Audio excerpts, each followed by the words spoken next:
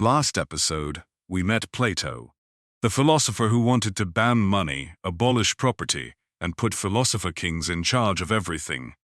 Today, we meet his most famous student, the man who would dismantle most of his teacher's economics and replace it with something the entire Western world would still be arguing about 2,400 years later.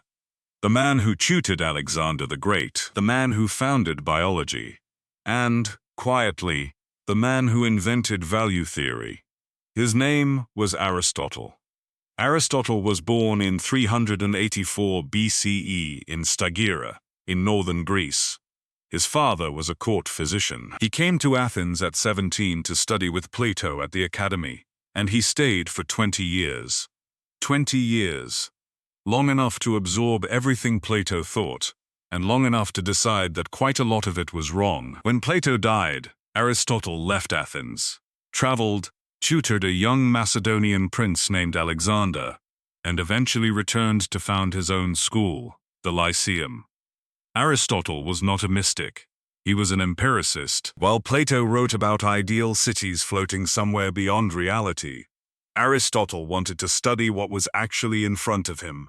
Real Greek city-states, real economies, real households. He collected the constitutions of 158 Greek cities and studied them like a scientist studies specimens.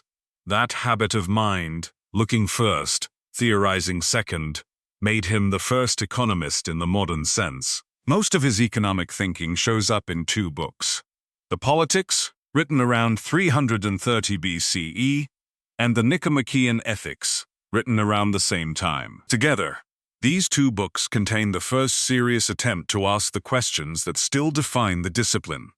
What is value? What is a fair exchange? What is money for? What kinds of money-making are good for a society, and what kinds are bad? Start with value. Aristotle was the first person to clearly distinguish what he called the two uses of any object. A shoe, he wrote, can be worn. That is its proper use. A shoe can also be exchanged for something else. That is its second use. And these two uses are not the same. 2,000 years later, this distinction would become the foundation of classical economics. Use value and exchange value. Aristotle named it first. Then he asked the deeper question: when two things are exchanged, what makes the exchange fair?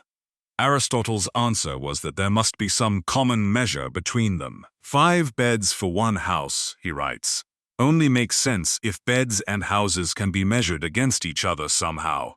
He argued that money was the social tool we invented for exactly this purpose: to make incommensurable things comparable. Money, in Aristotle's view, was not wealth itself. It was the measuring stick of wealth. But what determines the underlying ratio? Why is one house equal to 5 beds and not 6? Here Aristotle hesitates. He suggests it must come from demand, what the Greeks called chreia, need. He notices that prices respond to scarcity, that abundant goods are cheap and rare goods are expensive. He does not develop a full theory, but he plants the seed. 23 centuries later, economists would still be arguing whether value comes from labor, or utility, or scarcity, and Aristotle's framework would shape every one of those debates. Now Aristotle turns to a question that would shake Europe for 2,000 years.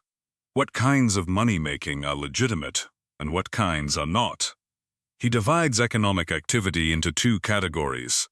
The first he calls Oikonomia, household management, producing what you need, exchanging surpluses, accumulating enough wealth to live a good life. This, he says, is natural. It has limits. A family does not need infinite olive oil. Once the storeroom is full, you stop. The second kind he calls Chrematistike, pure money-making, wealth pursued for its own sake, with no natural stopping point. Trading not to acquire what you need, but to accumulate more and more. This, Aristotle says, is unnatural. Why? Because it has no limit. The miser never has enough. The pure trader is always reaching for more. And a pursuit with no limit, in Aristotle's view, is a pursuit that distorts the soul. This distinction sounds quaint until you realize that it is the spiritual ancestor of every critique of capitalism ever written. Marx's argument about money becoming an end in itself. Modern arguments about Wall Street disconnected from the real economy. Religious teachings about greed corrupting character. They all trace back to Aristotle's split between household provisioning and pure accumulation. And then Aristotle dropped his most consequential bomb: usury, lending money at interest. He called it the most unnatural form of wealth-getting of all.